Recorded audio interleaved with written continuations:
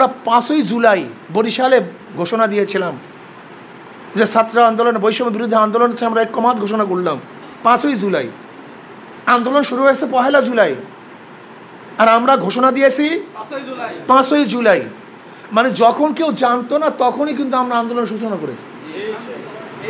আজকে যে ওলামায়ে কেরামের কাছে, ওলামায়ে কেরাম গোটা বাংলাদেশের মধ্যে তারা মাথা উঁচু করে দাঁড়াইতেছে, ওই যেই মোল্লার কারণে সিন্নি খাইলেন, মোল্লা চিনলেন না,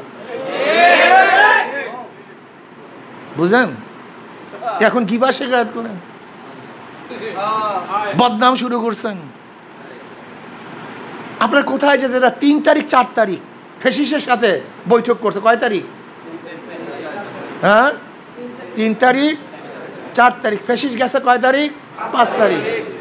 আর ওলামায়ে কেরাম বৈঠক করছে ফেসিসের সাথে 3 তারিখ। কোথায় থাকতেন আপনারা বলেন? থাকতেন কোথায়? ভাবিয়া করিও কাজ, করিয়া ভাবিও না। ভাবিয়া করিও কাজ। আজকে বড় বড় কথা বলেন, আমাদেরকে ফেসিসের দালাল বানান,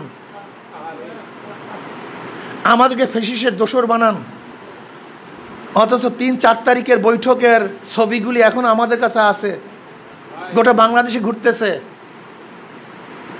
আর আপনারা সেই মুখে আমাদেরকে ফেসিস বলেন, বলেন, বলতে থাকেন। আল্লাহ দেখতেছে। ফয়সালা মালিক কে?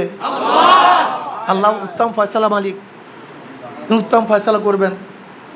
যাই হোক, আমি ওলামায়ে কেরামকে বলবো, আমি সেই দিকে যাবো না, শুধু এতটুকু বলবো, কোরআন ও হাদিসের মধ্যে যাহা কিছু আছে এগুলো আমল করেন, আর কিচ্ছু না।